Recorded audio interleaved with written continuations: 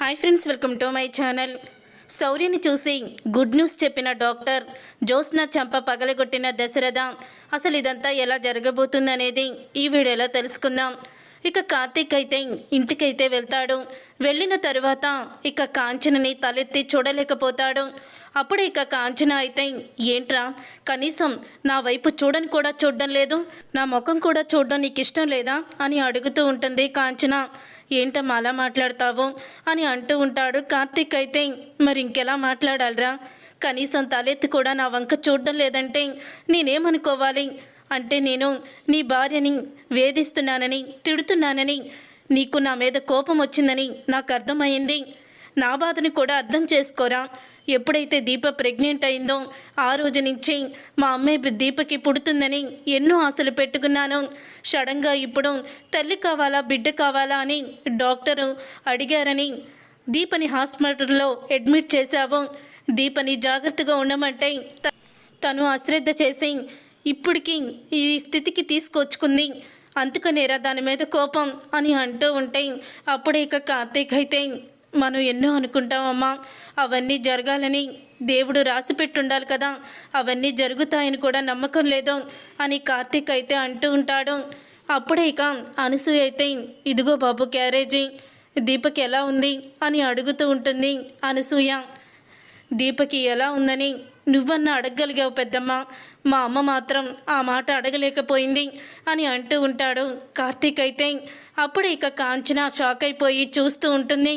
అంటే దీపక్ ఏమైపోయినా పర్వాలేదు, నాకు వారసులే ముఖ్యమని నువ్వు అనుకుంటున్నావా అని అడుగుతూ ఉంటే, నీ మాటలు అలాగే ఉన్నాయమ్మా, నా భార్య ఏమైపోయినా పర్వాలేదు, నీకు మాత్రం నీకు వారసులే కావాలని నీకు అనిపిస్తుందని నేను అనుకుంటున్నాను.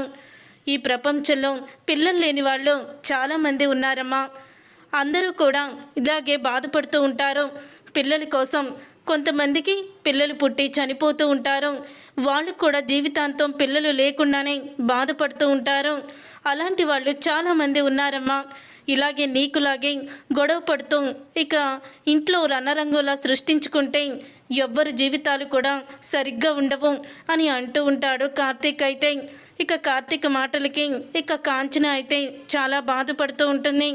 పెద్దమ్మ, శౌర్యని మావయ్య తీసుకొస్తారు, శౌర్య వచ్చిన తర్వాత నేను కూడా వస్తాను అని అంటూ ఉంటాడు కార్తీక్ అయితే.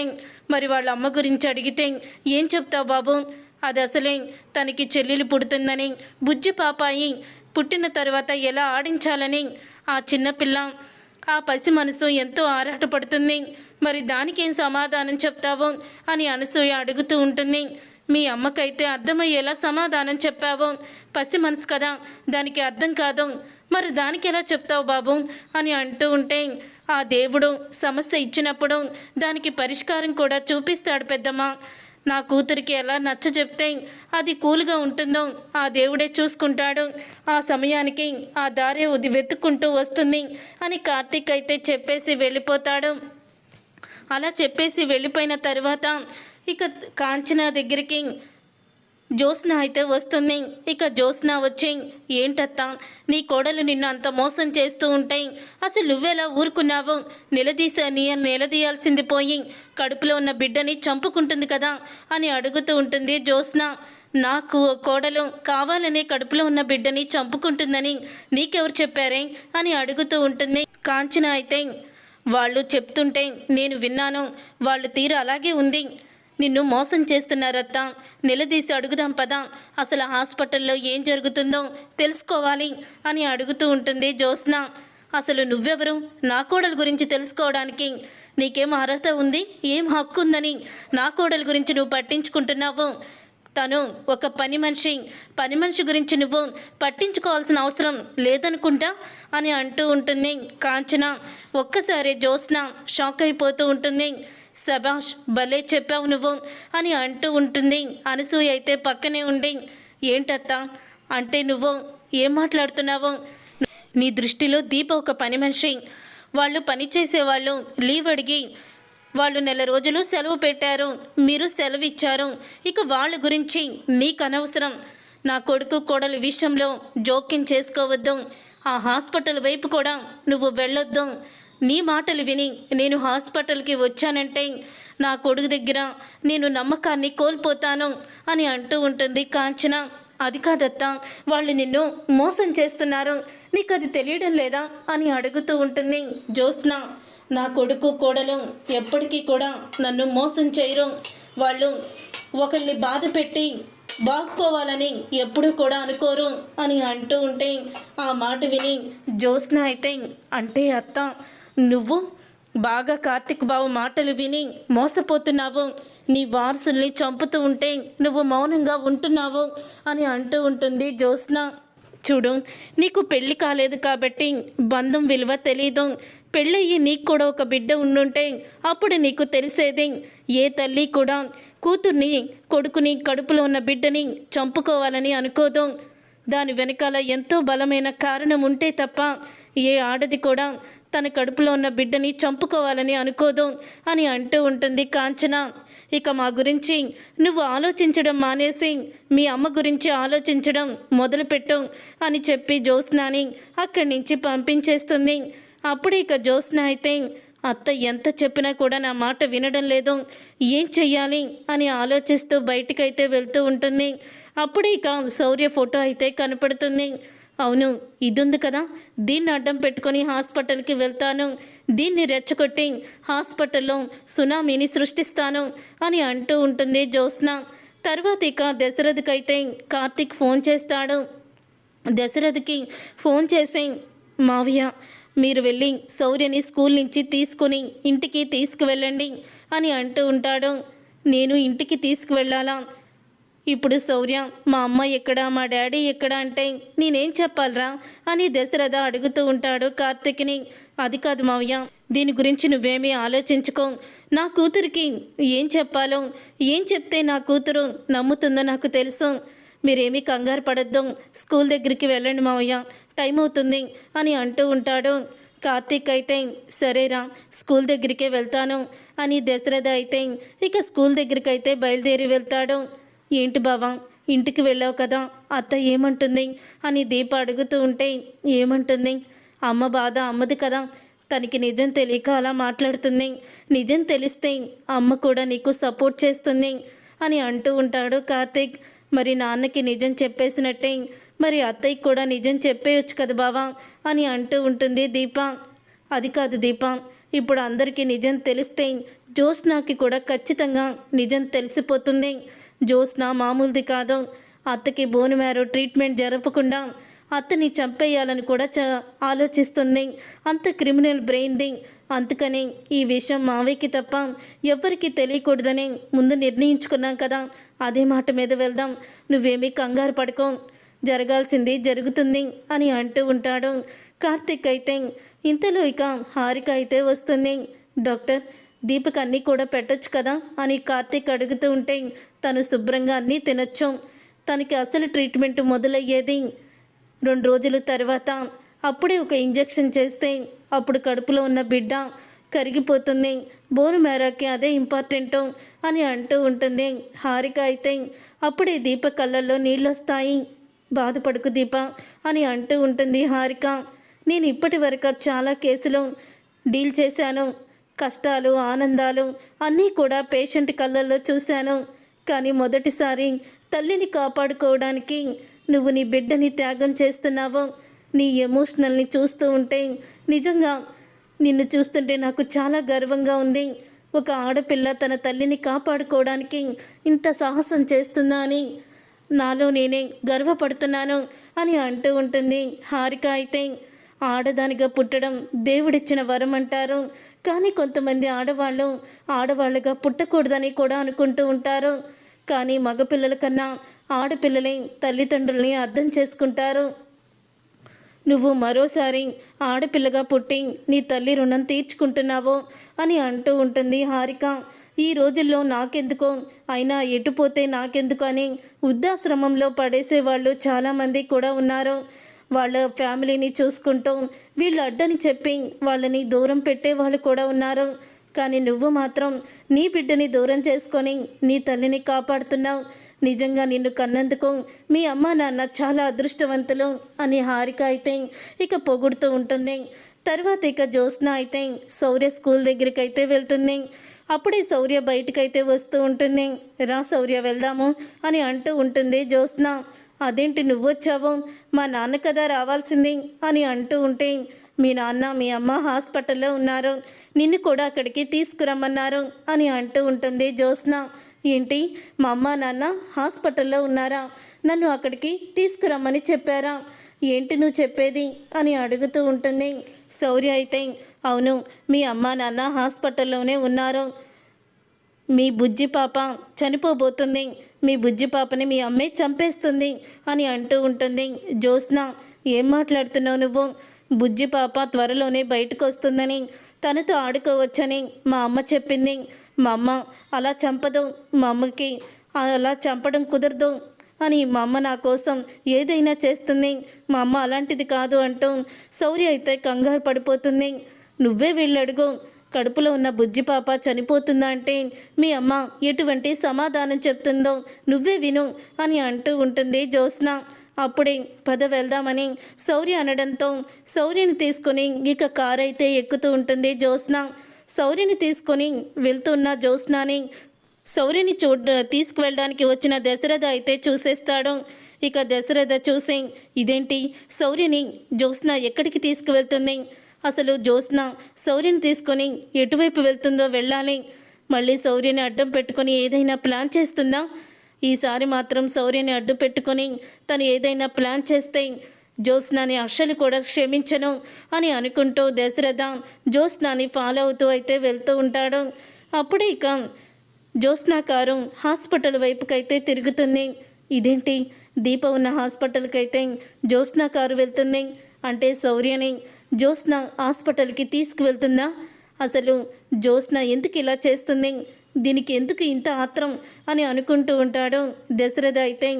అప్పుడే ఇక శౌర్యని తీసుకొని హాస్పిటల్కి అయితే వస్తుంది జ్యోత్స్న. హాస్పిటల్కి వచ్చాక కారు పక్కకు పెట్టేసి లోపలికైతే వెళ్తారు. అలా వెళ్తున్నప్పుడే దశరథ వెనకాలే ఫాలో అవుతూ వస్తాడు కదా. ఆగు జ్యోత్స్న, ఎందుకు శౌర్యని స్కూల్ నుంచి డైరెక్ట్గా హాస్పిటల్కి తీసుకొచ్చావు అని దశరథ అయితే జ్యోత్స్నని వెనక్కి పిలిచి అడుగుతాడు. ఇక జ్యోత్స్న అయితే దశరథను చూసి షాక్ అయిపోతూ ఉంటుంది. డాడ్ అది ఏంటంటే అని తడబడుతూ ఉంటుంది. తాత, ఏంటి అమ్మ బుజ్జి పాపని చంపేస్తుందా, జో చెప్పి నన్ను ఇక్కడికి తీసుకొచ్చింది, అమ్మ ఇక్కడే ఉందంట కదా, బుజ్జి పాపని చంపేస్తుందంట కదా అని అడుగుతూ ఉంటుంది.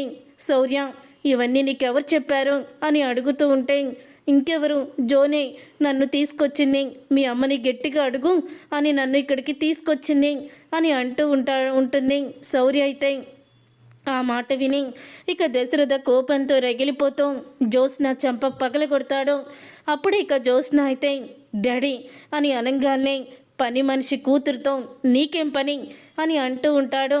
ఒక్కసారి జ్యోత్స్న షాక్ అయిపోతూ ఉంటుంది. పని మనిషి కూతుర్ని తీసుకువచ్చి ఇవన్నీ చెప్పాల్సిన అవసరం నీకు లేదు, నువ్వు వెళ్ళిపోయి ఇక్కడి నుంచి, నువ్వు దీప దగ్గరికి రావడానికి కూడా వీల్లేదు, వెళ్ళు అని అంటూ ఉంటాడు. దశరథ అయితే, అది కాదు డాడీ, దీప నీకు పని మనిషి, దీపని నువ్వు పని మనిషిగానే చూస్తావు కాబట్టి పని మనిషి గురించి పట్టించుకోవాల్సిన అవసరం నీకు లేదు, వెళ్ళిపోయి ఇక్కడి నుంచి, ఈ చుట్టుపక్కల ఎక్కడా కూడా నువ్వు కనపడకూడదు, నేను ఇప్పుడే సుమిత్రకి ఫోన్ చేస్తాను, 10 నిమిషాల్లో నువ్వు ఇంట్లో ఉండాలి, వెళ్ళు అని అంటూ ఉంటాడు దశరథ. అప్పుడే, అది కాదు డాడీ, ఇంకో చెంప కూడా పగలాలా నీకు, నోరు మూసుకొని వెళ్ళు అని అనగానే ఇక జ్యోత్స్న అయితే, ఈ ప్లాన్ కూడా ఫెయిల్ అయిపోయింది అని చెంప మీద చెయ్యి వేసుకొని జ్యోత్స్న ఇక అక్కడి నుంచి వెళ్ళిపోతుంది. అప్పుడు ఇక శౌర్య అయితే ఏడుస్తూ, నిజమేనా తాత, జో చెప్పింది నిజమేనా అని అంటూ ఉంటే, లేదమ్మా అలాంటిది ఏమీ ఉండదు, నువ్వెందుకు అంత కంగారు పడుతున్నావు, జో ఎలాంటిదో నీకు తెలుసు కదా, తను కావాలని ఎప్పుడు కూడా ఇలా నటించేస్తూ ఉంటుంది అని అంటూ ఉంటాడు దశరథ. నేను అమ్మని వెంటనే చూడాలి, అమ్మ ఎక్కడుంది, అమ్మ అమ్మ అంటూ పరిగెత్తుకుంటూ రూమ్ అంతా కూడా వెతుకుతూ ఉంటుంది శౌర్య. ఇంతలో హారిక అయితే దీపకి ఇంజెక్షన్ అయితే చేస్తూ ఉంటుంది. అప్పుడు ఇక శౌర్య అయితే, అమ్మా అమ్మ అని గట్టిగా పిలుచుకుంటూ అక్కడికైతే వస్తుంది. అలా పిలుచుకుంటూ వస్తూ ఉన్న శౌర్యని కార్తీక్ అయితే చూస్తాడు. ఇక కార్తీక్ చూసి షాక్ అయిపోతూ ఉంటాడు. ఇదేంటి శౌర్య ఇక్కడికి వచ్చింది అని అనుకుంటూ ఉంటాడు. అప్పుడే ఇక శౌర్య అయితే, నాన్న అమ్మ ఎక్కడుంది, అమ్మని నేను చూడాలి నాన్న, అమ్మని నాకు చూపించు అని అంటూ ఉంటుంది శౌర్య. అమ్మని తర్వాత చూద్దువమ్మా, ఇంటికి వెళ్దాం పదా అని కార్తీక్ అంటూ ఉంటే, లేదు నేను అమ్మని చూడాలి, అమ్మ ఎక్కడుందో చెప్పు, అమ్మ బుజ్జి పాపని చంపేస్తుందంట కదా అని అంటూ ఉంటుంది శౌర్య. ఒక్కసారి కార్తీక్ ఆ మాట విని షాక్ అయిపోతూ ఉంటాడు. ఇంతలో దశరథ అయితే అక్కడికి వస్తాడు. ఏంటి మావ ఇదంతా, ఎందుకు శౌర్యకి ఇవన్నీ చెప్పావు అని అడుగుతూ ఉంటే, నేను చెప్పలేదురా, స్కూల్ దగ్గరికి నేను వెళ్ళేసరికి జ్యోత్స్న శౌర్యతో అన్నీ చెప్పి తను హాస్పిటల్కి శౌర్యని తీసుకుని బయలుదేరిపోయింది అని అంటూ ఉంటాడు దశరథ. సమయానికి నేను వెళ్ళాను కాబట్టి ఇదంతా చూశాను, లేకపోతే శౌర్యని తీసుకొని డైరెక్ట్గా దీప దగ్గరికే జ్యోత్స్న వచ్చేసేది, జ్యోత్స్నాని చంప పగలగొట్టి ఇక్కడి నుంచి ఇంటికి పంపించేశాను అని అంటూ ఉంటాడు దశరథ. అప్పుడు ఇక శౌర్య అయితే, అమ్మ ఎక్కడుంది చూపించు నాన్న, ఇక్కడే ఉంది కదా, నువ్వు ఇక్కడే నిలబడున్నావంటే ఈ రూమ్లోనే అమ్మ ఉండుంటుంది అమ్మా అని అంటూ తలుపు తీసుకుని లోపలికైతే వెళ్తుంది. అప్పుడు ఇక శౌర్యని చూసి షాక్ అయిపోతూ ఉంటుంది దీప. అమ్మ శౌర్య, ఏంటమ్మా ఇదే, ఎందుకు వచ్చావు ఇక్కడికి అని అడుగుతూ ఉంటే, ఏంటమ్మా బుజ్జు పాపని చంపేస్తున్నావా, ఎందుకమ్మా, బుజ్జు పాప నా చెల్లెలు అని, చెల్లెల్ని చాలా బాగా చూసుకోవాలని, మీరిద్దరూ నాకు సమానమేనని చెప్పావు కదా, మరి ఎందుకమ్మా ఇలా చేస్తున్నావు అని అడుగుతూ ఉంటే, దీప ఈ పాప నీ పాప అని అంటూ ఉంటుంది. హారిక అయితే అడుగుతూ ఉంటుంది, అవును డాక్టర్, తను నా కూతురు, తన పేరు శౌర్య అని అనగానే అప్పుడే ఇంకా హారిక అయితే బయటికి వెళ్తుంది. బయటికి వెళ్ళి అమెరికాలో తన ఫ్రెండ్కి అయితే కాల్ చేస్తుంది. ఇలా బోను మ్యారో ఇస్తున్న అమ్మాయికి ప్రెగ్నెంట్, తనకి ఆల్రెడీ 11 సంవత్సరాల పాప ఉంది అని అడుగుతూ ఉంటుంది. ఆ పాప ద్వారా బోను మ్యారో ఇప్పించి క్యాన్సర్ పేషెంట్ని కాపాడొచ్చా అని అడుగుతూ ఉంటే, ఖచ్చితంగా కాపాడచ్చు, వాళ్ళ తల్లిదండ్రుల సమక్షంలో వాళ్ళు ఒప్పుకుంటే ఖచ్చితంగా జరుగుతుంది హారిక, దానికి ఒక స్పెషల్ ఇంజెక్షన్ కూడా ఉంది, ఆ ఇంజెక్షన్ చేస్తే పాపకి ఎటువంటి ప్రమాదం ఉండదు అని అంటూ ఉంటుంది. అప్పుడే ఇక హారిక అయితే కార్తీక్ దగ్గరికి వెళ్ళి, కార్తీక్ ఇప్పటి వరకు ఎందుకు మీరు శౌర్య ఉన్న విషయం నాకు చెప్పలేదు అని అడుగుతూ ఉంటే, డాక్టర్ అది మేము చాలాసార్లు మాట్లాడుకున్నాం కానీ మీరు వినిపించుకోలేదనుకుంటా అని అంటూ ఉంటాడు కార్తీక్ అయితే. లేదు కార్తీక్, ఇప్పుడు సుమిత్ర గారి కూతురు శాంపిల్స్ ఎలాగైతే సుమిత్ర గారికి మ్యాచ్ అయ్యాయో అలాగే దీపకి తన కూతురు శాంపిల్స్ కూడా మ్యాచ్ అవుతాయి, అంటే సుమిత్ర గారు కూడా మ్యాచ్ అయినట్టే, ఖచ్చితంగా శౌర్య ద్వారా బోన్ మ్యారో ఇప్పించి సుమిత్ర గారిని కాపాడొచ్చు, దీప సేఫ్, దీప కడుపులోని బిడ్డ సేఫే అని అంటూ ఉంటుంది డాక్టర్. ఆ మాట విని దశరథ కార్తిక్ ఎంతో ఆనందపడుతూ, ఏంటి డాక్టర్ మీరు చెప్పేది నిజమా అని అంటూ ఉంటాడు. అవును దశరథ్ గారు, ఇది అమెరికాలో నా ఫ్రెండు ఒకసారి ఆపరేషన్ చేసింది, తనకి సక్సెస్ అయ్యింది, నేను తనని ఇండియాకి రమ్మన్నాను, తన చేతుల మీదుగానే ఈ ఆపరేషన్ జరిపిద్దామని అని అంటూ ఉంటుంది. ఆ మాట విని దశరథ అయితే అప్పుడు ఇక దండం పెడుతూ, చాలా థ్యాంక్స్ డాక్టర్, ఇప్పటి వరకు నా కూతురు తన కడుపులో ఉన్న బిడ్డని చంపుకొని నా భార్యని కాపాడి జీవితాంతం తను బాధపడుతుందేమో అని మానసిక ఆవేదనకి నేను గురయ్యాను, కానీ ఇప్పుడు మీరు చెప్పిన మాట విని నాకు ఎంతో ఆనందంగా ఉంది అని అంటూ ఉంటాడు దశరథ అయితే. ఇక దశరథ అన్న మాటలకి హారిక అయితే అంటూ ఉంటుంది, మీరేమీ కంగారు పడకండి అని చెప్తూ ఉంటే, కానీ డాక్టర్ తనకి హార్ట్ ఆపరేషన్ జరిగింది అని అంటూ ఉంటాడు కార్తీక్. ఏమంటున్నావు కార్తీక్?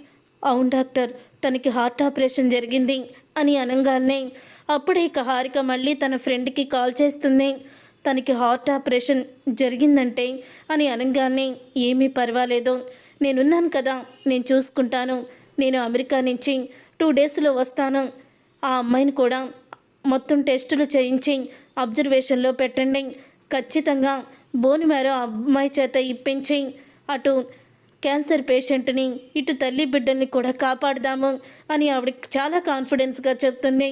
అప్పుడే ఇక చాలా ఆనందపడుతూ, కార్తీక్ నువ్వు చాలా అదృష్టవంతుడివి, కాదు కాదు దీప కడుపులో ఉన్న నీ బిడ్డ అదృష్టవంతులు, ఎందుకంటే ఆ బేబీ ఇంత తను ఆయుష్ గట్టిదే, ఆఖరి నిమిషంలో ఈ విషయం నాకు తెలిసింది, నిజంగా నువ్వు రియల్లీ గ్రేట్.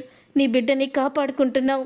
శౌర్య మీ బిడ్డని కాపాడబోతుంది అని దీప దగ్గరికి వెళ్ళి, అమ్మ శౌర్య నువ్వు ఏడవద్దు, బుజ్జి పాపకి ఏమీ కాదు, బుజ్జి పాప కడుపులో క్షేమంగా ఉంటుంది, నువ్వు కంగారు పడకు శౌర్య అని అంటూ ఉంటే దీప షాక్ అయిపోతూ డాక్టర్ అని అనగానే, అప్పుడే మీ పాపని కాపాడింది నీ కూతురే దీప, నీ కూతురే నీ తల్లిని కూడా కాపాడుతుంది అని డాక్టర్ చెప్పేసరికి అప్పుడే దీప చాలా ఆనందపడుతూ ఉంటుంది. చూసారుగా ఫ్రెండ్స్, రాబోయే కథలో ఖచ్చితంగా ఇలాగే జరుగుతుంది. మరి ఇలాగే జరిగితే మీరు హ్యాపీయే కదా. ఈ వీడియో మీకు నచ్చితే తప్పకుండా లైక్ చేయండి. లైక్ చేసి మమ్మల్ని సపోర్ట్ చేయండి.